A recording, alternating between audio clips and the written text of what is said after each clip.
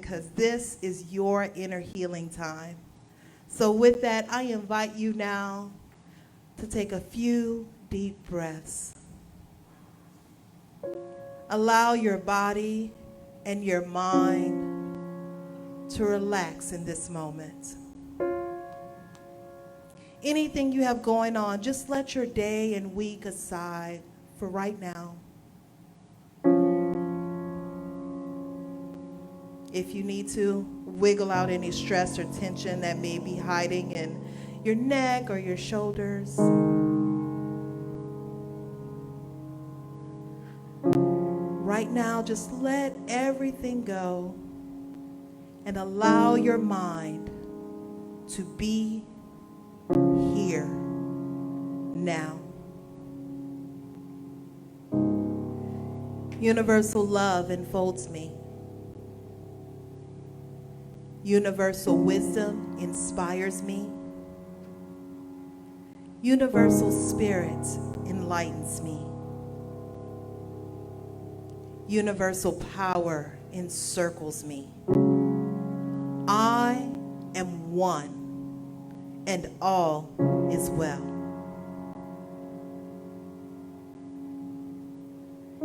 As we begin the inner healing process, let me invite you to relax in quiet confidence, opening yourself to the miracle-working higher power.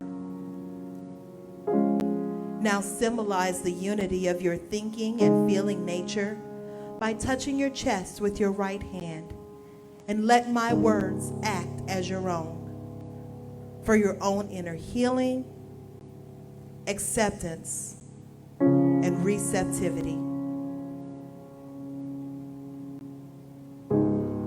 I acknowledge that there is a power, intelligence, and wisdom greater than my own. I am in the midst of it, and it is in the midst of me. Sensitive and responsive to my every thought, word, action, and feeling. I now make this true for myself by stating aloud, I acknowledge. Acknowledging this higher power working through my life, I admit that I am personally responsible for solving my own problems, while being guided and assisted by something greater than myself. As I am ready to surrender the conflicts of my ego to the wisdom of the infinite presence, I simply speak these words: I surrender.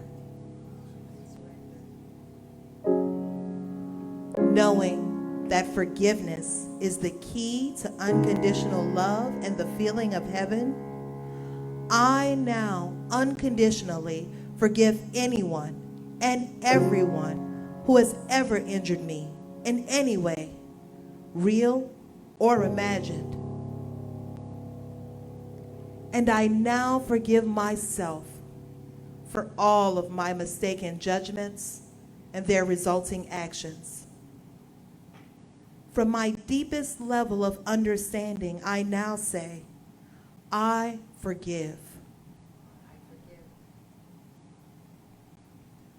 Realizing that I continually experience the effects of my own thinking, I now choose to allow this higher power to recreate me deeply, filling my mind with thoughts that are only positive, constructive, loving, and beautiful. I call upon this divine inflow by stating aloud, I choose. I now center upon that one special idea that I'm willing to accept as real for me in this coming week. In visualizing that idea as already acted upon and brought to pass, in seeing my idea become a fact of my experience, I enjoy the happiness and peace of my thought fulfilled and gratefully speak these words. I accept. Knowing that I have an everlasting place in the midst of the power that sustains all creation, as well as the support of all those around me, I allow myself to relax in the peace of fulfillment and gratitude and say, I release.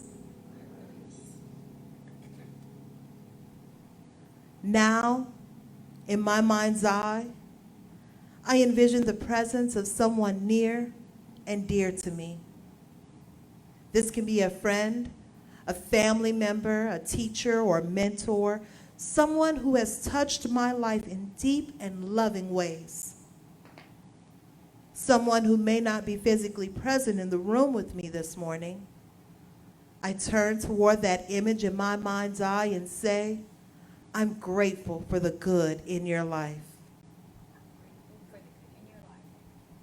Now I open my eyes, turn to the world around me, and joyfully speak to anyone physically present in the room or virtually on this broadcast, and sharing confidence and gratitude and saying, I'm grateful for the good in your life. For the good in your life. Hello, Creative Life. Hello, Creative Life online and all the ships at sea.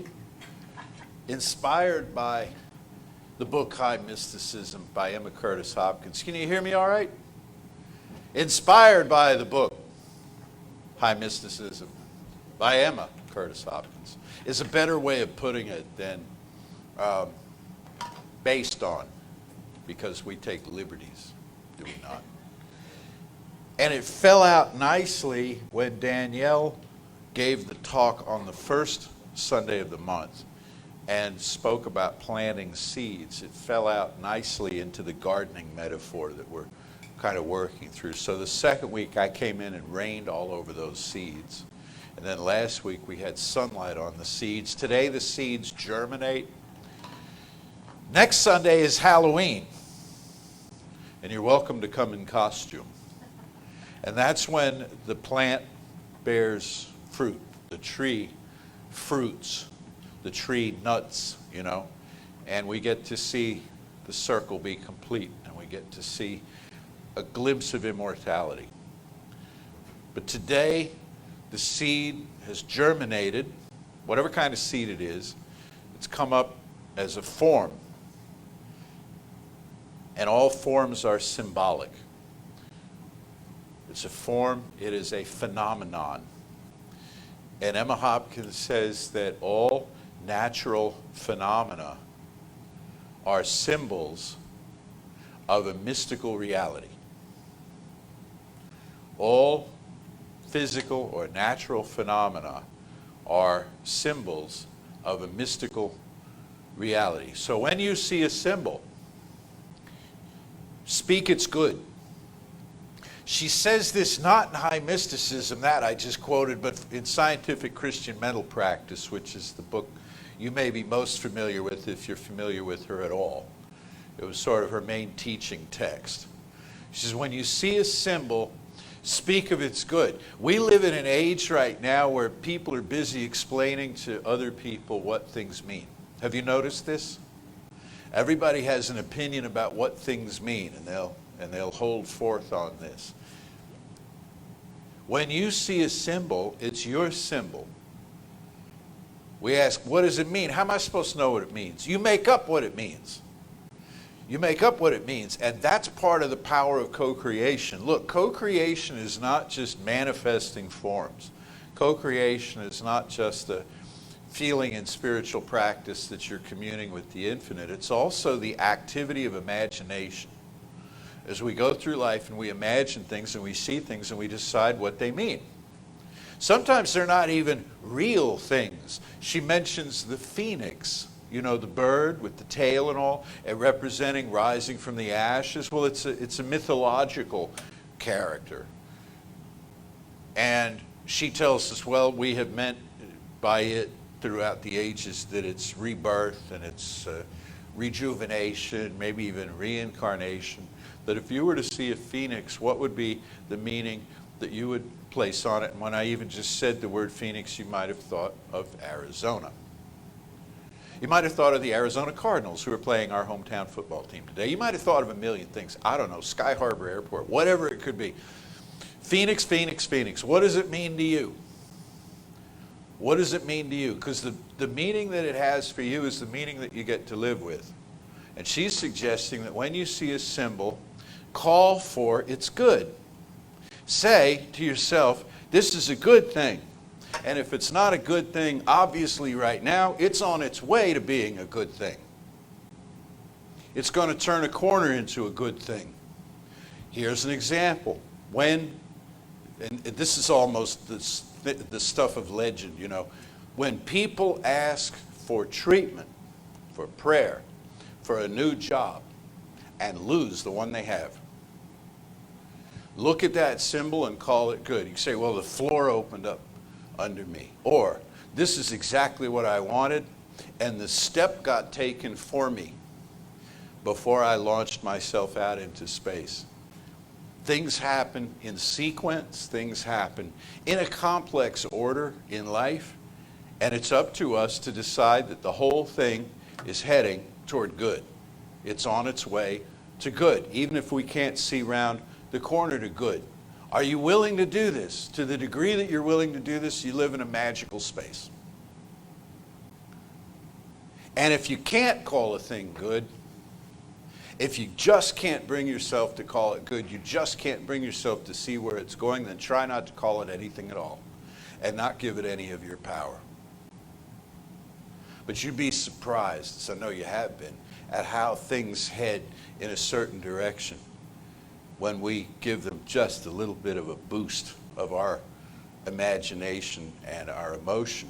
Now, there are some things that by social covenant we all need to be able to agree on symbolically, and what I flashed on about that is like traffic signals. You know, I don't want the person coming in the oncoming traffic to have a whole different, like an epiphany of understanding of what a stop sign means when I'm about to approach it. I need us to agree on this, okay?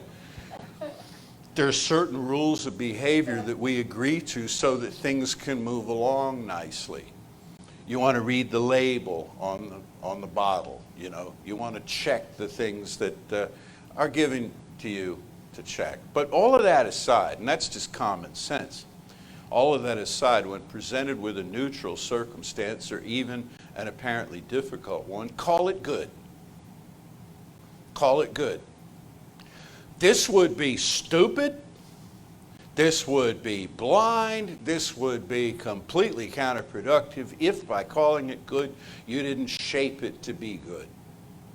And that's the big difference when people ask, well, I say metaphysics, these metaphysicians, they're running around and they're calling everything good. I don't understand that. What information are they lacking that they can't see that this thing is not good? What is not understood by metaphysics is that we're saying that even if a situation is difficult or unpleasant or even downright ugly, it's on its way to good. That's why it's in our field of vision. That's why it's, see, this is the thing about the symbols. You don't have to worry about the symbols you don't see.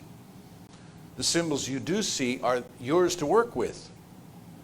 And so you describe it as good, and you see where it's going, and something amazing can happen out of it. I want to memorialize somebody for a few minutes who is an exemplar of this, by the name of Earl Old Person. Earl Old Person, also known as Cold Wind, went to join the ancestors last week at the age of 92. Earl Old Person was lifetime honorary chief of the Blackfeet Nation. He was the longest serving tribal leader in North American history, in recorded North American history. He created the first bank for a tribal reservation or a tribal people on multiple reservations. This man was so well thought of. He met 12 presidents. Queen Elizabeth invited him to the Commonwealth Games at one point. The Shah of Iran, when Iran had Shahs, invited him to be present for the 2500th year anniversary of the foundation of Iran as the remnant of the Persian Empire. And he, in giving his remarks, invited the Shah to stand and be recognized, and this apparently was not something you do, and it was the first time in 1,000 years that the Shah stood up in a gathering of this type. This is who this man was. Beloved, and came from nothing on a reservation in Montana. He said his parents, who raised him speaking the Blackfeet language, he didn't learn English till he went to the reservation school. He said his parents would come in his room every day and they said to him 3 things. Good morning, get up, work hard. Good morning, get up, work hard. You know what? He did. He got up and he worked hard. And he created a presence for First Nations people in this country that they would not otherwise have had. He was beloved of all tribes and all nations. He was as loved and honored in Canada as he was in Montana and in this country. But the thing that made him happiest, the thing that he was proudest of, not meeting all the heads of state, the crowned heads of Europe and all that stuff, the thing he was proudest of was he kept their language alive, their music alive, their customs alive. And they said of this man, who was not a musician in the formal sense of the word, he could hear a tune once and remember it. And so he became a living repository, not alone, but the leader of the living repositories of Blackfeet wisdom down through the ages, and refused to see that tribe just so assimilated into the white culture that they lost their own center, that they lost their own axis mundi, you know, the tree of life around which the whole culture turns. Okay? Language is a symbol. Music is a symbol. If you lose the Blackfeet language, if you lose Welsh, which is another language that is kind of in trouble, Scots Gaelic, indigenous languages across the world. If you lose that language, it's not like words disappear, because everything translates somehow, at least roughly, but you lose a perspective that's present in that language, a way of seeing the world. And particularly indigenous languages have a way, there'll be like, the word for wind will be like, 5 words this long, and what it's doing is it's describing the quality of the wind to a people who need to know that. They need to know which direction it's coming from and what it carries and so forth. So when you lose that, it's an extinction when that goes away. So he saw the power of these symbols, and he worked to keep them alive in a time when it was not only was the language not being transmitted, it was being outlawed in the schools to transmit stuff. He found this out early on. He was a basketball player at the tribal school, and he was the only one who wore braids, refused to cut them. Told him to fit in. He said no. He said no. I'll be who I am. At some point in time, he joined the Boy Scouts. So he'd be what, 15, 16, something like that. 92 now, so do the math. Went to France for the World Scouting Jamboree. 24,000 scouts there. 1 First Nations member. And all that, him. How great, how great. So they just concluded yesterday or Friday a 4-day funeral festival for this man in his hometown in Montana. And people came, tribal representatives came from all over the Americas to honor him. So I just wanted to offer that as a great light has left the planet, but when great lights leave the planet, they join the stars, and they continue to shine down on us. And so, how are you going to handle the music and the language of your life? How are you going to support your culture? How can you keep the story going? Do you ever play one of those games? We did this in ministerial school. It was annoying as all get out because you're edgy. Am I right? In ministerial school, Lisa David. Kind of like, where is this going? What am I going to have to remember? Will this be on the final? But we played this game where you sit in a circle and you start a story. Once upon a time, there was a person named, and then you pass it to the next person, and they add a plot twist to it.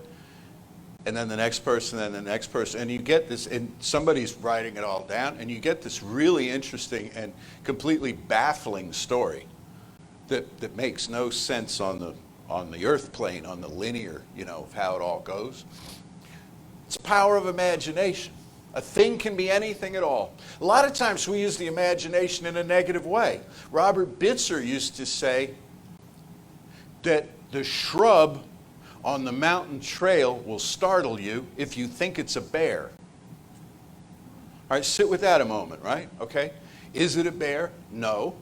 You think it's a bear? Yes. Your body reacts as though it's a bear. You have a fight or flight thing built in, And not, as she would say, Emma, not Jeffrey, as she would say, not one whit of this is true, but that's the reaction. That's telling us how much power imagination has. What it's not telling us is how much power we have to direct imagination. That's what we have to discover for ourselves. So when symbols occur to you, decide that they're beautiful and wonderful. We got two slightly decrepit, I have to admit, but we've got two jack-o'-lanterns up here. This is the Creative Life logo, or a previous Creative Life logo. That's supposed to be a circle, and being part of it fell off. But anyway, you get the idea. Okay? People see these things, and they're scary, and they're gloomy, and they're weird and mysterious because they're Halloween, or people see these and they're delighted, or people see these and they have no reaction whatsoever. So what's the truth of these? I am. It just is. It's all subjective. It all comes down to being subjective. And I have one more story for you. Let me see if I'm leaving out any important things here. No, covered that. Okay, good. All right, I got to give you this story too. The story about Chief Earl Old Person is a very serious story, a very meaningful story. This next one is silly. This next one is a silly story, but a true story. And I read it in the news this week. And the preamble to it is this: sometimes things happen that are pretty unwanted, but they lead to changes being made. And you can think of a lot of serious examples of this, and so can I. But this is not a serious example. This is a sort of a silly example. But it's an example. Sometimes changes are made that are prompted by things that happen that are unfortunate. A change is coming into the mechanics of certain airplanes. Ken? Passenger commercial flights. How they do what they do. And they have a lot of controls, and stuff can go wrong. Stuff can go badly wrong. And sometimes stuff can go slightly wrong. As in the case where a plane approaching Heathrow Airport in London, about 8 miles out, accidentally opened its bilges. And a man sitting in his garden in Windsor, about 8 miles from Heathrow, on the flight path, sitting in his garden, was suddenly covered, as was his entire garden and most of his house, with human excrement. Frozen human excrement. Frozen because it had, come through the atmosphere. He was very unhappy about this, especially once he realized what had just happened. And come to find out insurance won't cover it because it didn't do enough damage to rise to the level of his deductible and all the rest of this, and the airline is mortified, and it was some kind of an electrical short because they sometimes do this at sea, but they're not supposed to because it's an obvious environmental thing, and so on. And two things occurred when I read that. Well, a whole lot of things occurred when I read that story, but one of the things was, I want to know as a metaphysician what this guy was thinking. I want to know if he was sitting out in his garden saying, I wonder if I'm doing the right thing in my life. If only I had a sign. I just wonder that. And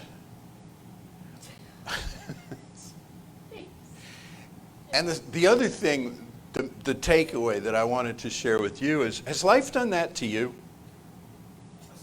Not out of a plane, but you get the drift, okay? You get to decide where all of this is going, and this guy gets to decide where all this is going. Well, this man, I keep calling him this guy, I don't have his name, and it's probably in the chat by now, but this man gets to decide how he wants to feel about all this. Going forward, he's now famous. He was just a man sitting in his garden in Windsor, and now all of a sudden he's a celebrity.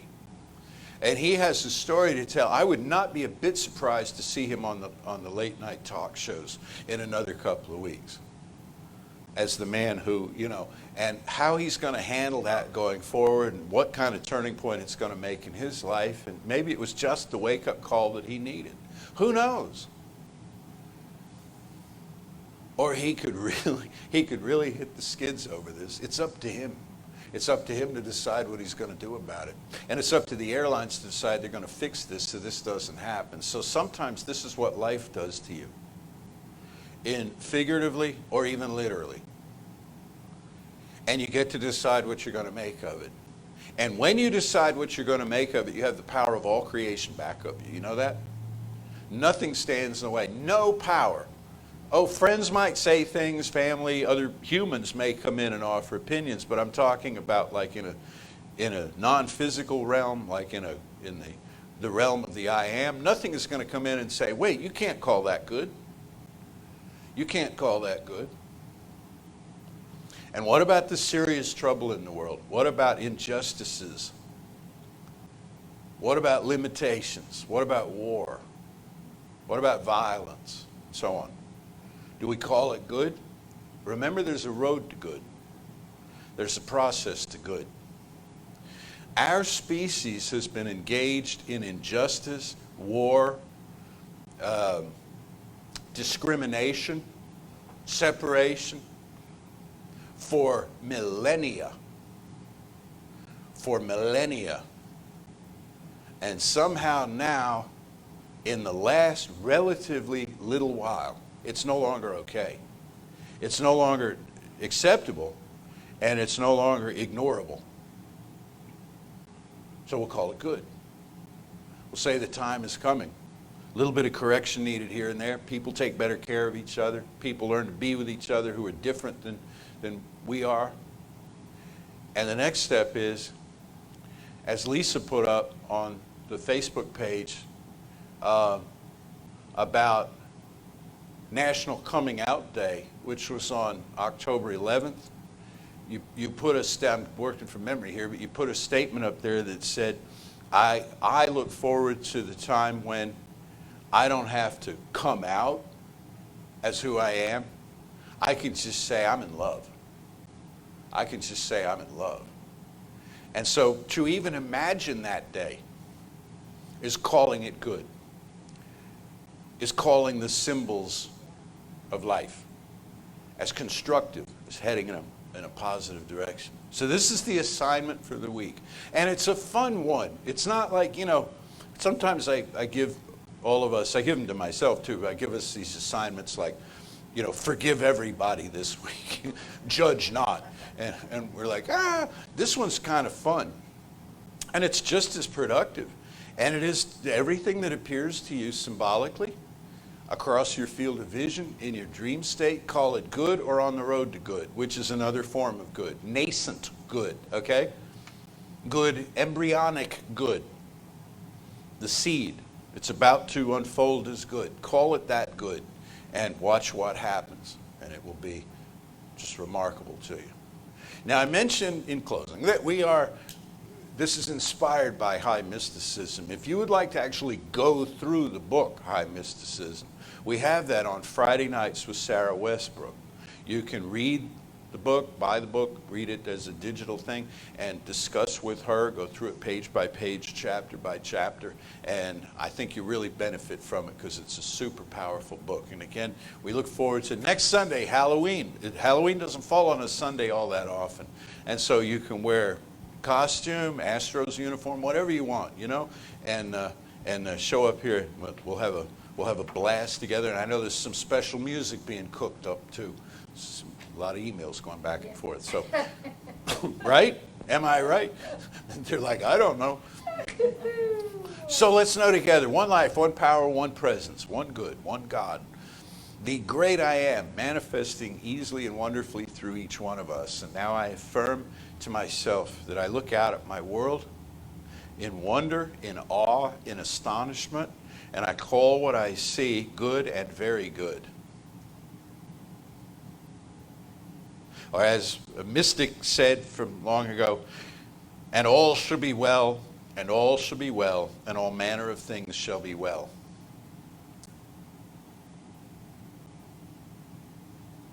And so like that full moon that graced the skies on Wednesday, and the next phase of it soon to occur, just like the weather that's about to change this week and bring in what feels like autumn, just like the time of Halloween and the holidays that lay beyond it, and all the associations that we make with this time of year from memory, and just like the music that has just begun in this room. All of it is stimulating of something, stimulating of feeling. We call it good. And this includes our mourning, our grieving, our sadness, our despair. These are part of the fabric of life as well. The letting go, as well as the drawing in. So I affirm and know for each one of us, the power of co-creation flows easily and wonderfully through us as we enjoy our experience, calling the good, for this knowing and its manifestation in form. I am so deeply grateful. I release this word now into that perfect law of mind that always says yes, and so it is. And now we come to giving time. And so our ushers are going to make their way to the back. I want to, to the front, to the back, somewhere in the room, somewhere. We're going to cha-cha with the ushers. I would like to invite everyone to say with me, divine love, through me, blesses and multiplies all the good I am and have, all the good I give and receive. I am prosperous now, and so it is. Oh, and Jesse has something else. I thought of one more thing I want to say before the music strikes up the band. I mentioned next Sunday is Halloween. One of our number will not be with us. Reverend Lisa Ryan and Tom will not be here next Sunday. Why am I telling you this? Because she has been here every single Sunday since we shut down, filming these services. That's who she is. Would you give her some love? Reverend Lisa Ryan and Tom. Yeah. Then Jesse quoted the thing that I posted on Facebook, and I didn't remember it, so I went ahead and went and looked it up. One day, we won't have to come out. We will say we are in love, and that is all that will matter. And so that is the world that we are working for. When we can simply say the word love, which, by the way, is very subjective since we're talking about symbols. It should never be objective. objective. But since I'm going to send you back out into the world, I'm going to remind you, I'm not sending you from a sacred space into a profane space. What I am doing is I'm sending you from a safe, sacred space out into a sacred space that we are working to make safe. So in that knowing, I'm going to know that there is one life, one power, one presence, one love. I'm a part of that love. That love flows through me. I am a channel for that love, just as each and every one of you is a channel for that love. I know that love flows through each and every one of us. I know that love flows through every living thing in the world. And I know that love does amazing things. So I'm knowing that we are open to love, that we are open to that divine love. And in that divine love, all the other loves are present. And that we channel that love into amazing things. We channel it into hope and into joy and into happiness and into resources and into community and into spirit and into music and into language and into each other. We channel it into a world of love. And I know this with every fiber of my being, because every fiber of my being is made of love. And I am grateful for this love. I am grateful for that divine spark of love that is me. And I am grateful for the divine spark of love that is you. And I am grateful for a place like this.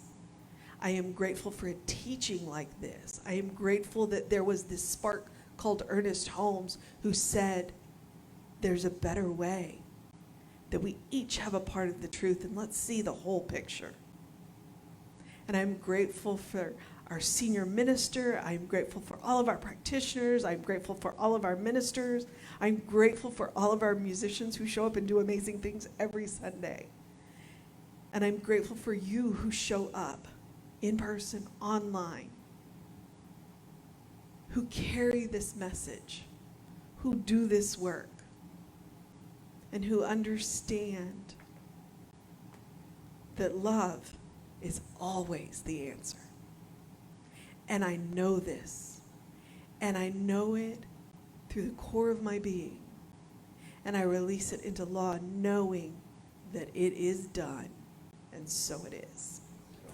Say with me now, something wonderful is happening through me. Something wonderful is happening through me. I feel it in my body. I feel it in my body. I feel it in my mind. I feel it in my mind. I feel it in everything I am. I feel it in everything I am. I choose it. I choose it. I trust it. I trust it. I use it. I use And it. I love it.